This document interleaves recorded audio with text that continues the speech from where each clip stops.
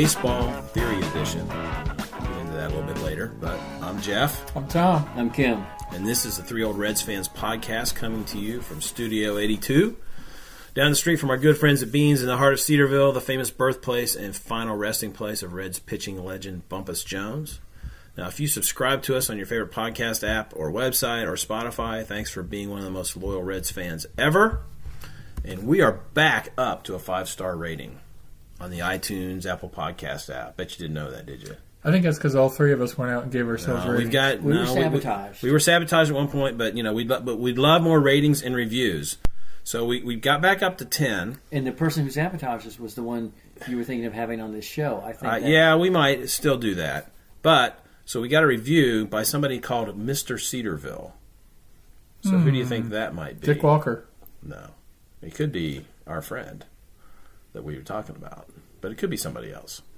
And he said, "Listen today for the first time. The show is outstanding!" Exclamation point. Wow. So there you go. There's our first written review on the Apple Podcast. And you don't know who it was? Oh, I have suspicions. Thank you, Mr. Cedarville. Yes, thank you, Mr. Cedarville, whoever you are. If you actually listen again, thank you very much. So, we'd love for you to leave a review. We'll read it on the next show, just like we did that. If you're not subscribing, get with it. If you really like us, again, go to the site on podbee.com, become a patron to help us with our equipment fund. That will make this show better than it already is. We could get high-def cameras to zoom in on our faces. Yeah, well, would that make us better? Let's not do that. Let's not do that? Okay, all right. So you can do it like $1 a month, That's all. That's all we ask. Just a little love. Anyway, so this team, last time we gathered, had a chance to get together, was before opening day. And we've sort of had 2 seasons since then, in a way, right? Yes. 1-8. Now we're 11-14 after a 10-6 run, and we're recording this on Saturday, April. What's the day? 26th. 27th. Just afternoon. Yeah. Before the 2:15 game today in St. Louis. So they are 11-14, 10-6 since that start. They've won 6 of 8. So why is this turnaround? What's happened? Why all of a sudden are we winning games? Bats have woken up a little bit. Yeah. I mean, I think we mentioned last night that they've scored 4 runs or more. They have one game where they only scored 1, but in the last 5 games they've been averaging 4 runs. Yeah. So I think you average 4 runs, you should win most of your games. Well, especially with the pitching that we've had. That's right. Last year 4 runs wouldn't have cut it. Last couple years 4 runs wouldn't have cut it, but this year it does. And schedule, I think, has not been kind to the Reds so far. July will be the first month where they have more home games than road games. Yeah, the announcers have been talking about that. In the good side of things, that means the second half of the season will be better. Will be Should kinder be, right? to us. Yeah, we've had 2 West Coast trips out of the way, or 1. They go to Oakland and San Francisco next week. They have a little 2-game shootout to L.A. to play the Angels for 2 games in late June. They do have a Seattle-Arizona trip in September. But in September, it's an even schedule, 13 home, 13 away. So, should be evening up, and they're playing good. They're playing some pretty good ball right now. So, what were your, Kim, when it was 1-8, as that was happening, what were your feelings? Did you feel like, oh, this is just early, let's not worry about it? Or did you feel like this team we're headed definitely for another bad season? What'd you think? I would not say the latter. I wasn't. That wasn't my emotional response. There was this is tough, 1-8. And it's easy to say, here we go again. And if I would have said that, it wasn't again repeating that I think we'd have what we had last year, in part because the starting pitching has been so strong. Mm-hmm. And then the defense has been a little shaky. Now, the past 2 nights, guys have shown up with gloves and actually had some good plays in the outfield and the infield. The relief pitching is improving. That's hurt us a little bit. But even taking out last night and taking out the 1 game against Miami, which our run differential was really positive now because of those 2 games. Yeah, those 2 games are 26-1. Yeah, it is. And I sit there and okay, our hitting is still not where we need to be by any means. I texted y'all last night. when Puig finally broke the Mendoza line. Mm-hmm. So you look at the box score and you see our top 4 guys are now, I think Peraza was the highest at around 253 or something. I just looked it up. Our highest is Suarez at 241. Okay. As far as everyday guys who qualify. And we do not have a hitter in the top 50 in the National League. Right. So, hitting has been, my magic number was 270 for Shebs. If he could get to 170, we kind of be happy He's right like now. 130 and you feel bad for him because he loves the game, and you just think he's a great teammate. Mm-hmm. But right now, guys who we are counting on to be really strong hitters aren't there yet. Hopefully they will. And also went into my thinking, not Senzel so much because we didn't have him yet. We haven't had him yet. But Scooter. I did not realize we would miss Scooter that much. Mm-hmm. His not only his productivity, but I think his presence is He's a little fiery, isn't he? He's Well, he may be. Plays with passion. Yeah. But it's like if he's there, there's a presence about him, a leadership presence that you have with Votto, but Votto doesn't say much. But I think Scooter does talk a little more. I think he does too. I'm seeing Winker is taking on a Winker role. seems to be, doesn't he? Taking on a role. He's very comfortable and very balanced. The other night when they pinch hit for him, you saw him, and Jeff, I think you tweeted or texted this. You could tell he was upset, but he went out there, and when Irvin drew the walk, he was pointing at him and cheering him on, and so that encourages me, things we haven't had in the past. So just my thinking, Jeff, to close it up was, let's just get through this. Yeah. Well, I think you make a point about vocal leadership because I think, you hear people talk about, well, he leads by example. Well, that only goes so far. You got to have vocal leaders. You got to have guys who, when they talk, everybody pays attention. And Joey probably has that a little bit, but it's not enough. And I think on a baseball team with 25 guys, you need more than one guy. Can I say this? You want someone to galvanize the team, right? Yeah. Yasiel Puig is one that we talked about last year during the offseason. You remember Jim? We really don't want him. But did he or did he not galvanize this team at Pittsburgh? I think so. Yeah, it's possible. A beautiful painting, a beautiful renaissance. Did you see the shirt? Yep. Yeah. But did he not galvanize? And that is him being quote unquote vocal. So I'm agreeing with you. It could be. We talked about that '90 team, how fiery they were. Right, and how that competitiveness, you need that to win. So, maybe Puig's bringing a little bit of that. Problem is, we've talked about before, he can be there one day and gone the next, as far as his... Yeah, he didn't look happy when Shebler took a fly ball away from him last night, but, he'll get over that, hopefully. He homered after that, so now he feels better. Okay, speaking he homered all right. That was a bomb. Everyone did, right? Yeah, that was a bomb. Yeah. Speaking of hitting, who do you think, I'm trying to lead you, who do you think is last in the National League in hitting as far as a team? Well, probably the Reds. You would think the Reds. But maybe not anymore. The Marvins are the Marlins. Sorry. The Marlins are on the bottom. Yeah, well, they're bad. But the Reds are not in the bottom 4. But the pitching stats, you look at that, in the top 5 on so many. I got some numbers here. You got a couple. I'm just going to say the Reds got are some interesting stuff. 11th out of 15 in the league in hitting. In batting average? It's just overall. What are they batting right now? 208? That's what I had. 208. I wonder what they were before last night. San Diego, San Francisco, Pittsburgh, and Miami. What were they? Where were they ranked before last night? Miami's batting 186. I don't know. They got up over 200 a few days ago. A couple days ago, I think. Well, even to win the other night, they only had 5 hits against the Braves, right? Yeah. So they're 11 and 14.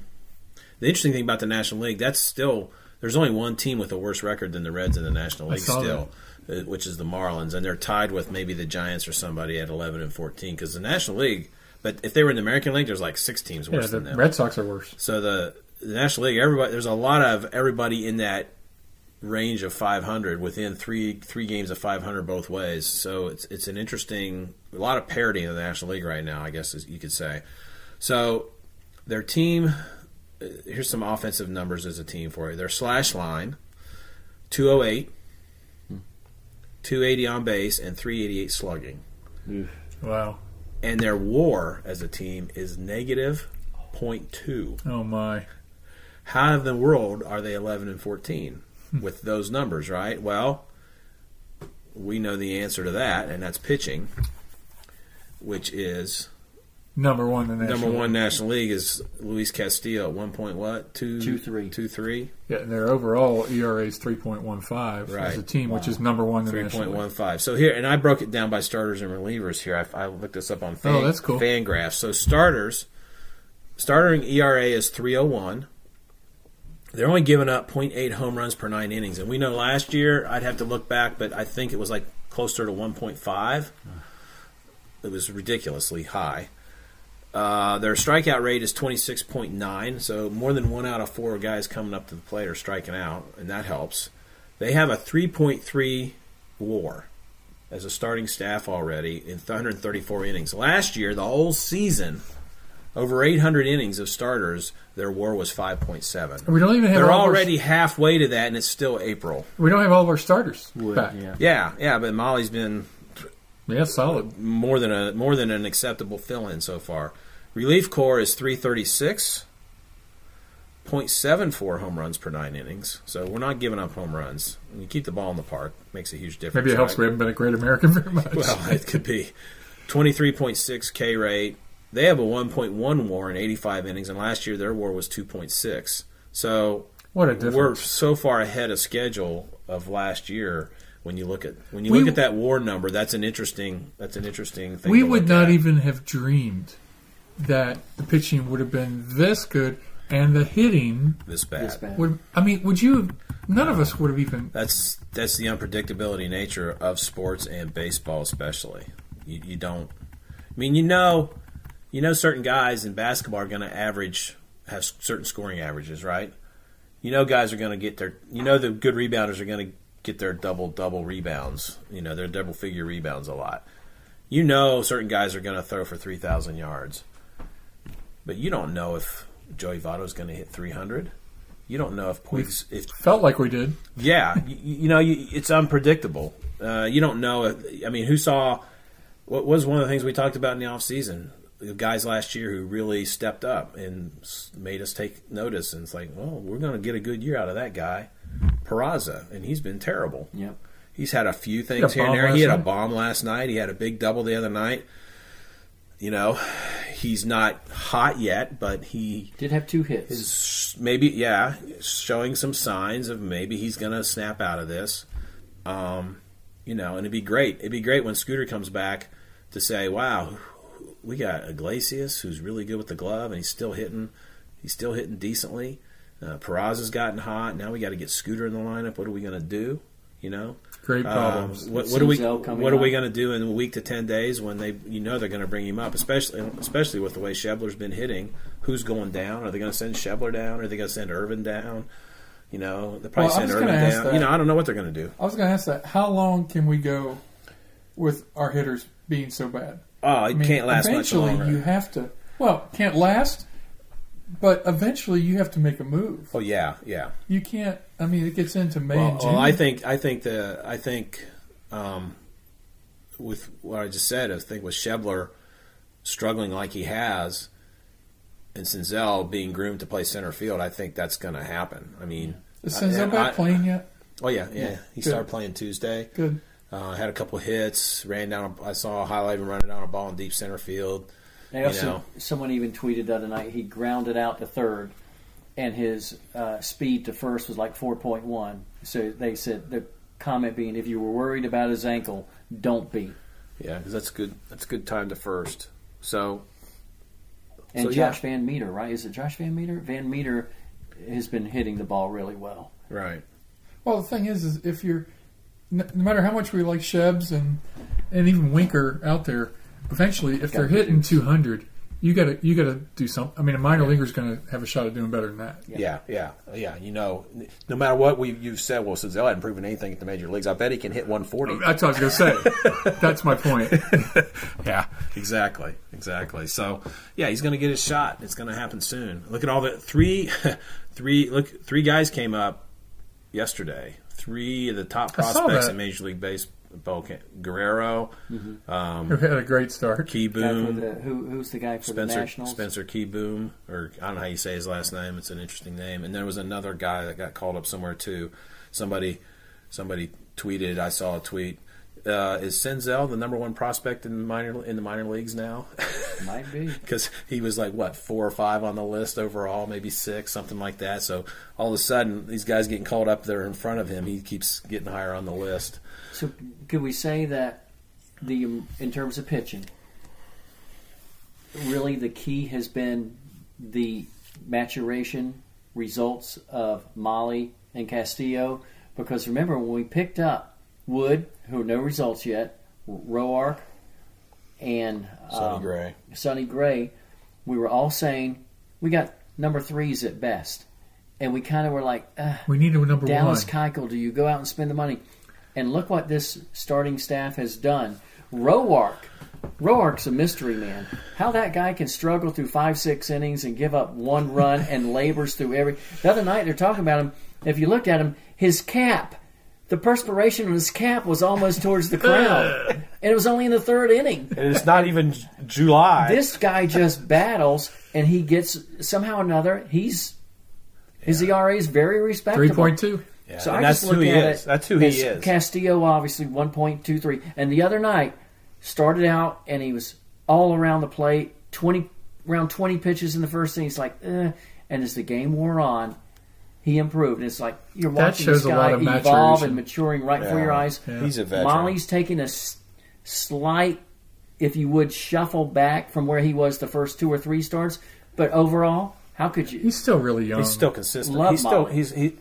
You're seeing some consistency established.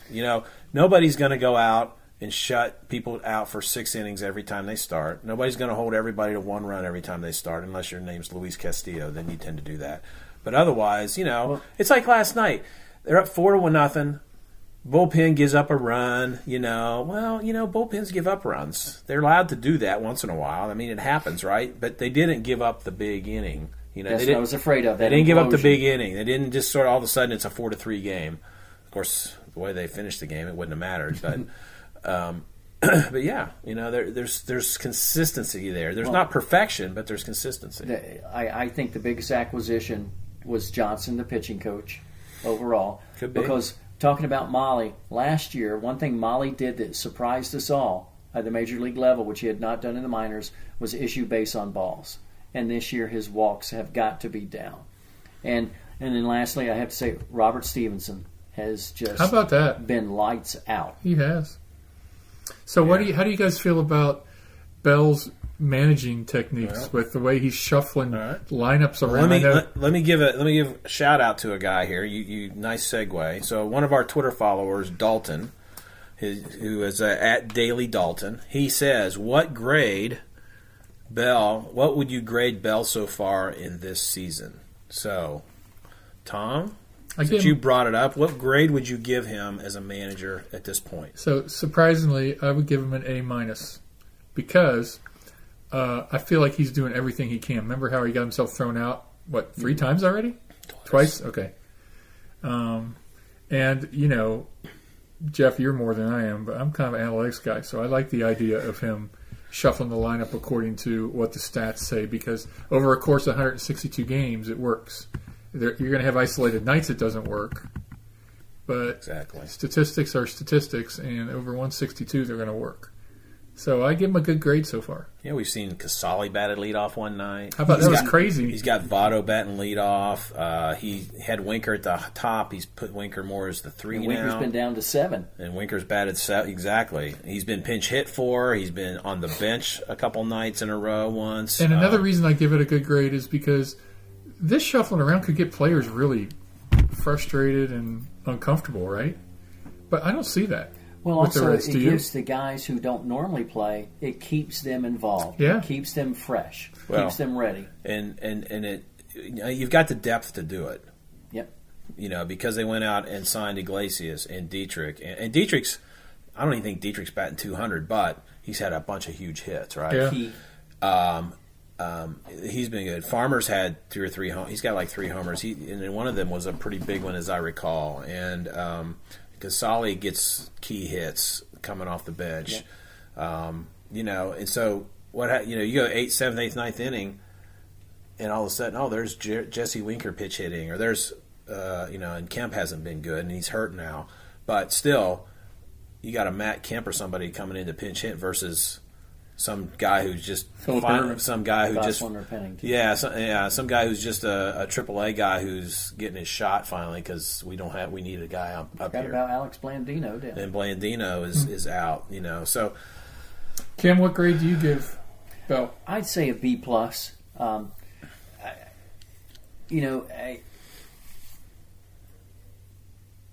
Being the analytics guy that he is, you do sit there and you look at Casale leading off, and I read that David Bell.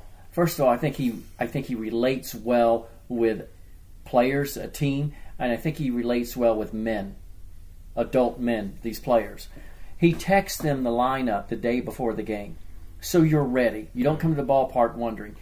And when he texted and Casale saw that he was leading off, he texted him back and said, "Are you sure you got this right? Is this a typo?" Yeah, exactly.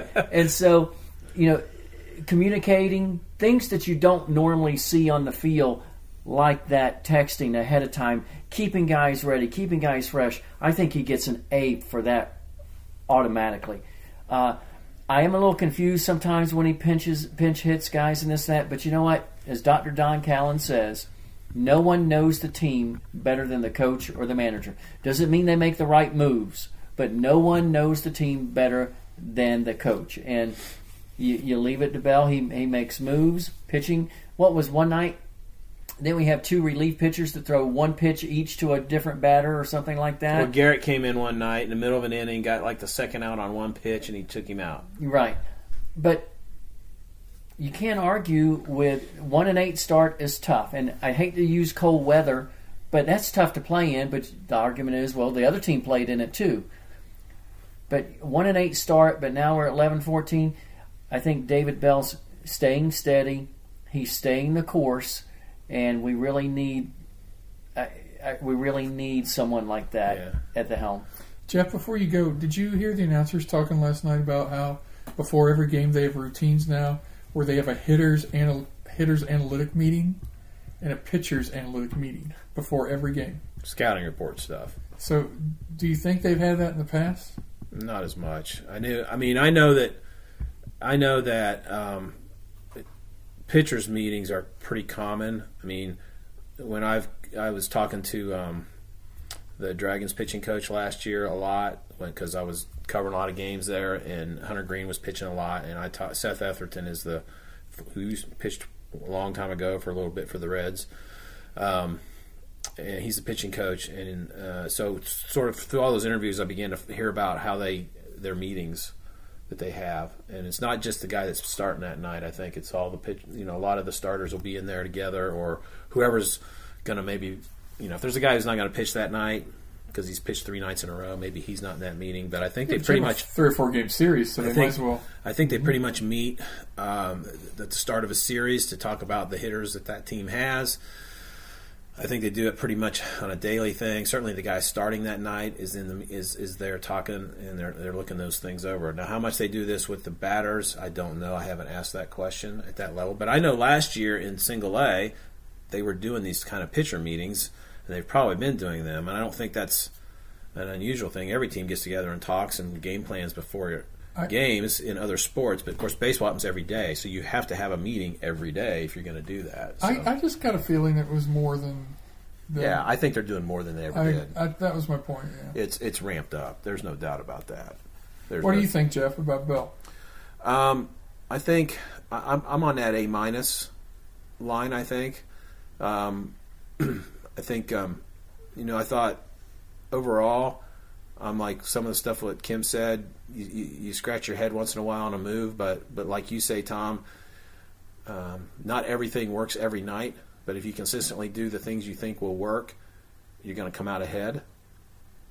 You at the end of a basketball game, you need a shot. You give the ball to your best player. Nobody would argue with that. He doesn't always make that shot, right? You run your best 2-point play when you need a 2-point conversion, you don't always score. But nobody's going to say, well, that was your best play? You think that's your best play? Let's play with your best players. It just didn't happen. What can you say? You know? And so I think you do the same. You have to do the same thing in baseball. And so I think there's some of that stuff of like, you know, there's been times I'm like, I don't get that lineup.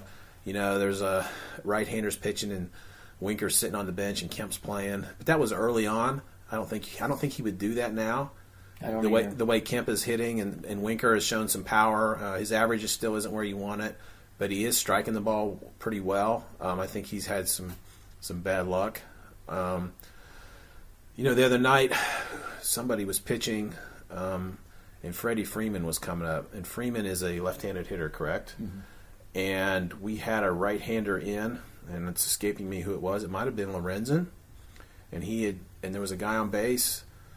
He had gotten a couple outs, and if it's not Lorenzen, I'm not sure, but I think it was. And he was pitching well, and he went to a left-hander. And I thought, you know, when Freddie Freeman's at the plate, I'm going to a left-hander. Mm-hmm.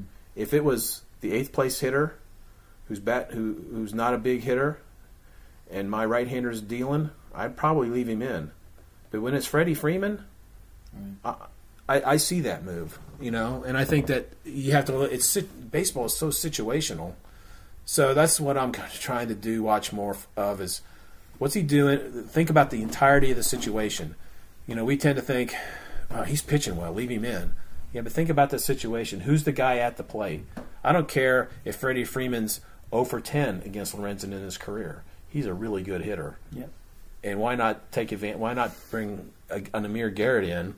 You know, now you don't take out Iglesias in the bottom of the 9th for that situation, but in those situations. So I think he stood up for his players in a couple instances. A couple other times he's come out to talk to the umpire when the batter isn't happy with the ball strike calls. I heard that on the radio a couple nights ago. I was driving and I heard bell went out, and I'm like, don't get yourself tossed. Just last night, Winker struck out, and he was arguing about the called third strike, and Ump was coming back out. David Bell ran out. Yeah, okay, back exactly. Away. It was, you know, and so he seems like he is like completely in tune with every. And I'm not saying Riggleman or any other manager isn't following and paying attention to what's going on, but I don't think he's over-managing. I think maybe on cases in certain spots he's maybe over-managed a little bit, but I don't think – and I think that's a guy learning how to do that. And he's managed before, just never at the major league level. So he's figuring it out. And what do you do when you're a manager and your whole team can't hit? I mean, that's not your fault. When nobody can hit 200 right. And you're not scoring any runs, that's not your fault. I mean, you can only do so much with a lineup. Guys have to start hitting. Right. There's been talk about, is it Turner Ward's fault? Is he telling them to swing at more first pitches and all those things? So that goes into, you know, we were talking about, let's go back. Well, we'll come back to this. We got another question from Dalton, and we'll come back to that. But this sort of segues into this. So we were joking around on texting the other night, and John, our buddy John, says, he had his baseball theory of relative exit velocity. So he said the speed of the contacted pitch off the bat is indirectly proportional to the strikeout to walk ratio. The research in the Helmstein laboratories, which is Helmstein, as in Einstein, John Helmick, the Helmstein laboratories has shown that the free swingers, although they may have a harder swing, make solid contact with much lower percentage than do batters who know what to swing at and swing with a purpose. The first postulate of relative theory of exit velocity thus states, swinging with a purpose yields higher exit velocity.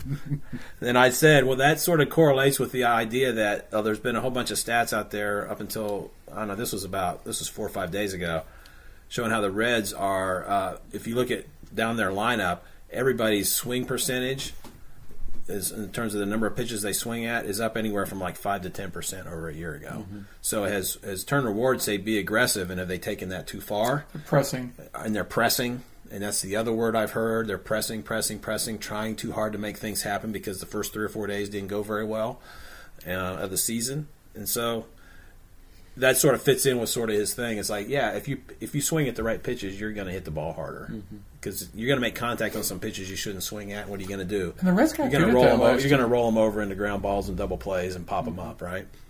Reds, what'd you say? So they got good at that last year. And Peraza really became very selective up there, like Joey. And I think Joey kind of his approach was contagious on that team. So I think that was an interesting way he put that, and I just thought that was kind of fun. John's layman's baseball theory of relative exit velocity, and somebody texted a picture of Albert Einstein. Was that you, Kim? That was kind of a gif of that. It was fun. So that's a little insight to the inner workings of the three old Reds fans when we're sitting on our couches with nothing to do but watch the game. Inner workings. Yes, it's a scary place to be. All right, Dalton's other question for us is, what is everybody's favorite Red this year so far to watch as far as entertainment value? So, for me, it ain't a hitter because there ain't been much hitting going on. No. Puig's a little bit entertaining with a lot of stuff, but not he doesn't go to the top of the list. For me, it's got to be Castillo and watching that changeup just completely fall off the table. That's mine. That's mine too. What about you? My pitcher is Bob Steve. That slider is just incredible. So you get excited when he comes in the game? Just based on where he was last year and the year before, and what we're seeing this year, yeah. And I will have an offensive player, Iglesias. Yeah. I just, from what he can do in the field, so slick, so smooth. The plays he made, a couple of plays he made last night. And then, he's a career 270 hitter. Yeah, he's only 29. And he came to the Reds. And so when he comes in, I'm looking at Peraza, who played so well last year in the second half of the year, thinking he's going to keep going. And you got to sit there and say, okay, if I'm not playing well, this guy, Iglesias, I'm going to be the guy who plays 2 times a week instead of 5 times a week. Raises everybody's level, doesn't it? Yeah, there's a sense of urgency, and Mr. Bench will get you motivated. Yes, he will. He will. And we ain't talking Johnny. Yeah, I'm with I like him. He's been fun to watch in the field. But Castillo, you've probably seen the numbers where he struck out more people with his changeup than anybody else has struck anybody else out with their best pitch in baseball this year. And it's just amazing. Every hitter in the world, when they got 2 strikes on them, they know it's coming. You know it's coming, but you can't hit it. I mean, that's amazing to me that you can be that. You can have a pitch that's that good that everybody knows you're going to throw it, and they miss it badly. And he works so quickly. Yeah. He and Molly both, they work so quickly. Well, the other night I had someplace to be and couldn't really watch, and he pitched, and that was like that's why it made me easy to answer this question to that, because I was like, oh man, if I could trade nights with something, because Castillo's pitching tonight, I really want to see Castillo pitch tonight. So that when I thought that and I saw this question, that's what cinched that for me, because I was bummed because I wasn't going to get to see him pitch. And he pitched well. I mean, gives up 8 hits in 6 innings and doesn't give up any runs. Now, he's got David Hernandez to thank for that, because he came in and struck out the side with the bases loaded. Somebody wrote a lead. I think it was like Mark Sheldon, I think, for MLB.com. His story was lead on his story was, or it might have been the guy from the Inquirer. I can't remember now. Was Luis Castillo got the win, but David Hernandez won the game. And so he did, because that inning could have gone all kinds of bad against a good hitting team. Yes. So that's what's interesting too. We shut down the Marlins. Gave them 1 run in 3 games. We took care of the Padres this week, and then we're facing the Braves and the Cardinals, 2 of the most feared lineups in the league, without a doubt.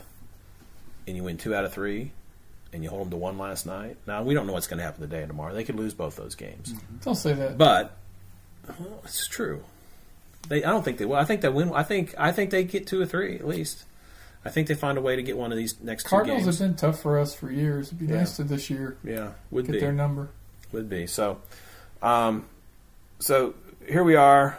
What, 11, 14? What's that? 25 games into the season, and we hear the word sample size all the time, right? So my sample size theory is this: how we buy in on a small sample size tends to be affected by how much we like the player. Does that make sense? So when a guy's not hitting well, if we're not really into him, we really send him down, kick him out, release him, put him on the bench. But when it's a guy we really like, give him more time. It's a small sample size, guys. But when it's when it's a pitch, same with pitchers. Well, okay, he had a bad night. But if we don't really like him that much, or we're not sold on him, then we, So anyway, that's my sample size theory. What do you think of that theory? I think it's right on. Think it's right on? Mm-hmm. So is there a guy that fits that mold for us or most Reds fans as a guy who, even though it's a small sample size, we're like, get rid of him? Who's the obvious example of that this year? I know what Twitter's going to say. What? Shebs? Yeah. And before he got hurt, Kemp. I think Kemp was in that boat too. You think? I think Kemp would be, just because when we picked him up, and we talked about this during the offseason, is we would not be surprised to see him be traded. Exactly. And so I think that goes into it with Kemp. Yeah. And I think they didn't because they knew they weren't going to keep Senzel up. I think that's possibly that's just my speculation. I would say if Senzel wouldn't have gotten hurt, he'd be up by now. He would be. Yeah, I think he would be. I think they would have brought him up by now because the offense has been so porous. So I think that is true, and I think the other side, we had anybody really tearing up the ball, so it's hard to say. There's a guy we're all fired up about hitting the ball.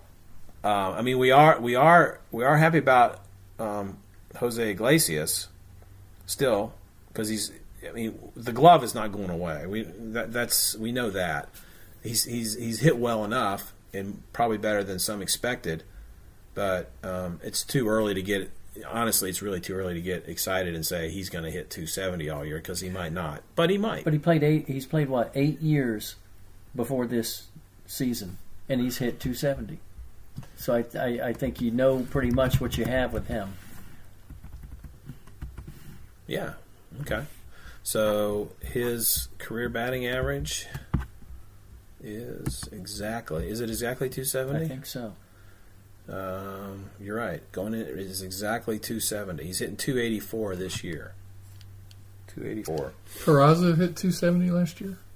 Yeah. Oh yeah. Yeah, he hit well over that. Yeah, he did very well. Not though. The on base percentage wasn't anything tremendous. It was right about average. It was right about average. Yeah, because he still doesn't walk much. He got his first walk this week. Well, that was the probably 11:45 at night, right? Yeah, when you guys were in bed and I was up working, doing some stuff and watching. So anyway, so that's some other stuff. Okay, so favorite Red to watch, Castillo.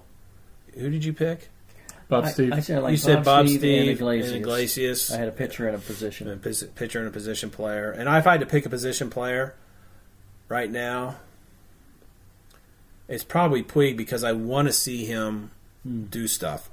When he comes to bat, I'm paying more attention because I'm expecting him to go crazy at some point and have a big hot streak. I think that's probably why I would say that. Defensively, it's Iglesias, but pitching, for me, it's Castillo. He's just so much fun to watch. I get more jacked when the ball's in right field and he's picking it up, and there's a chance a guy could be rounding a base. Yeah, that arm is just phenomenal. Yeah, it is. He's got style out there. There's no doubt about that. So at some point we all might be like, I can't take this guy anymore. But at this point, that's the way we are. The Dodger fans loved him. He got a great greeting when he went out there. Of course, then he hit that home run off Kershaw in his first at bat, which was epic. Which was incredible theater. But the fans loved him. The team got a little tired of him. So, okay, all right. This is episode 39. Reds who've worn number 39. Mesoraco. Devin Mesoraco. Did what's his name? The pitcher Harang. Aaron Harang. Yeah. Anybody else? I can't think of anybody. All right. So, Pedro Martinez in 1996. Not that Pedro Martinez. It's a different one. Pedro? You know, not that one. Some guy, Pedro Martinez, who pitched in the major leagues for from 1993 to through 1997, and made pitched in 122 games, made one start. His name was Pedro Martinez. He's from the Dominican. I'm glad we're picking people that are well known. And he wore number 39. I just wanted to throw that out there. See, I wanted to get you. I was hoping you guys would be like, "What? I don't remember him playing for the Reds." Well, that's right, because he never did. Not the Pedro Martinez. The Cobra. Oh, man. How can we forget that? Dave Parker. All right. And member of the Reds' Big Red Machine bullpen. Bullpen? Yeah. Ron McEnany, Raleigh Eastwick. Raleigh Eastwick. And a guy who played for the Reds. I thought you had a... No, a guy who played for the Reds that you heard more than you ever... You probably never saw him pitch, but you heard him a lot. Joe Nuxall. Joe Nuxall was number 39. For like 8 years, I think I saw. Huh. He wore that number. was 39? That's what it said. Now, was he always 39? I thought he was 45. Well, let's look and see. I do not remember. That's so long If I ago. call him up, it will tell. He only wore that number in 1974. So he also wore number 49. So he wore 39 in 74. He wore 49 from 74 to 77, which is what you remember.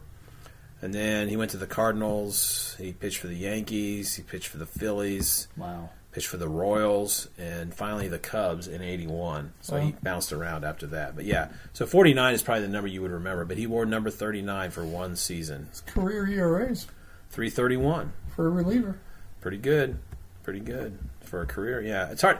ERA is kind of a tough stat to really measure a reliever on during a season because, one bad outing can, right.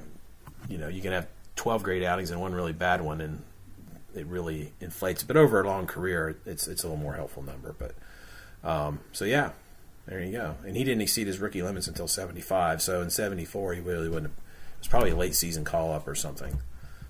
He only pitched in 8 games, so it was probably late season. Next year, he wore the number 49, and he was 3rd in the Rookie of the Year voting. So he was actually 5th in the Cy Young Award voting in 1976 and 13th in the MVP voting. He had 26 saves, which was a lot of saves at that time, and he threw over 100 innings. So with people having complete games. With a 2.09 ERA, 107 innings, and 26 saves, that's about as good as it got back then. So, yeah, he was good. Good. So, what do you think the next month holds? It might, because I'm going to be out of town here for a couple weeks, and then it's going to be close to June, if not the first part of June, before we have a chance to do this again. So, where are we going to be? Are we going to be over 500 the next time we talk? I don't know if we'll be over 500. I think we'll be right about at 500. So right now we're almost there. We're 3 under. Which means if we're at 500 a month from now, we've had a good month, right? 3 games over. Pretty good. Not great, but serviceable. What do you think? You think we'll be over 500? What's our schedule look like? Oh, we're still away, right? And you got to go to the schedule. You said you got to go to the schedule. You don't just believe they're going to be great. I'm just kidding you. I can tell you. I had it right here. I don't want any home games in Mexico again. No. Well, we won one of those. Okay, so in May, let's see, where are we here? So right now we're in St. Louis, and then we're going to go play 4 games against the Mets. Going to Citi Field? Okay. Yep. And then I guess we luck out because isn't DeGrom hurt or Thor hurt? One of those. Well, two? yeah, I think so. Then we come home for 4 games against the Giants. Those are winnable. Mm-hmm. Then we go to Oakland and San Francisco for a pair of 3-game series. Then we come home and play the Cubs and the Dodgers. Then we have an off day. This is a weird week. They're off on Monday the 20th, and they go to Milwaukee for 2 games. Then they're off on the 23rd. on Thursday. Then they go to Chicago for 3. And then they come home and they doubleheader with Pittsburgh because they got to make up that game. So it's a 4-game set with Pittsburgh. And then in June yet? No. May 31st, we start a home series that goes over the weekend with the Nats. So between now and June 2nd, it's Mets, finishing with the Cardinals, Mets, Giants twice, home and away. At Oakland, Cubs and Dodgers at home. We go to Milwaukee, then we go to the Cubs, then we got the Pirates at home, then we get the Nationals. At least the Brewers are only 2 games. Yeah, and they're not playing that great right now. So I think there's I'm hoping for at least 500 to answer your question. Yeah, I think they can be there. Heck, if they win the next 2 days, they'll only be 2 games out of first. Yep. Because the Cardinals are 4 games up Crazy. right now. So 11-14. Yeah, well, that's an early season thing, right? If you're 11-4, if you're 3 games under in August, you're out of it. But 3 games under in April, you're fine. So I think I'll go out on the limb. I think they will be. I think they'll be a shade over, maybe a couple games over. I think there's every possibility. Well, I mean, there's possibility everybody gets hot, right? Joey starts hitting normal. And there you go. There's that back to that sample size thing. We're like, oh, the pitching, the hitting's got to get better. Mm-hmm. Well, the pitching's good, but it's only been a month. You could argue the pitching has got to get worse. Right. Law of averages. Law of averages. The pitching is probably not at the end of the season. Our starter ERA probably is not going to be 3.01. It's probably going to be a little higher. Now, as long as it doesn't implode, we're fine. But if the hitting gets better, the pitching could get a little worse, and we're okay. But Castillo probably will not finish the season with a 1.23 ERA. It'll probably maybe 2.23, but probably not 1.23. We take that in a heartbeat. I'd take 2.23 every day of the week. So anyway, all right. So when we get back here, early June, end of May, early June, we will see where they stand, and that'll be interesting to talk about. So, all right. Anything else? Anything else you want to talk about? We don't want to talk about the Bengals in the draft or the Jets in the draft. This is old Reds fans, not old Bengals fans. So, anything? No? All right. Well, let's wrap it up. So next time we come back, we'll have Senzel on the wrap. Yes. If we don't, it's because of an injury and nothing else. Yes, and if it's not, there'll be. I don't know about that. If it's not, all right. Let's make it a little more interesting. June 1. I say yes, he will be on the roster. Oh yeah, I think he'll be on the roster before that. I think he'll be on the roster in about a week. Do you really? I was thinking 2 weeks. I think about a week. Yeah, I mean you can't expect the hitting to get better that quick, so they'll probably have to do something. Yeah, that's my expectation. I mean, you bring up a good point because he's been hitting the ball in the rookie league in Arizona for 2 to 3 weeks. Yeah, and now they're going to have him play, let's say 6 to 10 games in Louisville, get him acclimated to an actual game ballpark and everything. I just said 2 weeks, but I could see it being a week. I think so. So if everybody gets hot. So think about it. If everybody gets hot, then he won't be, right? Yeah, they're not going to get that hot. So this is a way to think about it too. They're going. Here's what I predict. May 14th, when they come home from the West Coast against the Cubs. What do you think? May 14th, when they come home against the Cubs. Well, that's more than a week. I know, but I'm looking at the travel schedule. Do they fly him out to California to get started? Maybe they do. Maybe they want to. If they want to start him on the road, they might. Aren't they going to carry an extra pitcher before that doubleheader with Pittsburgh? You know what, Jeff? But I would say May 14th is the last. No later than May 14th, but Two ballparks possibly sooner. That are huge. San Fran and Oakland. Yeah. You might want him in center field. There you go. All right. Well, if you listen to the end of this, now you know what's going to happen.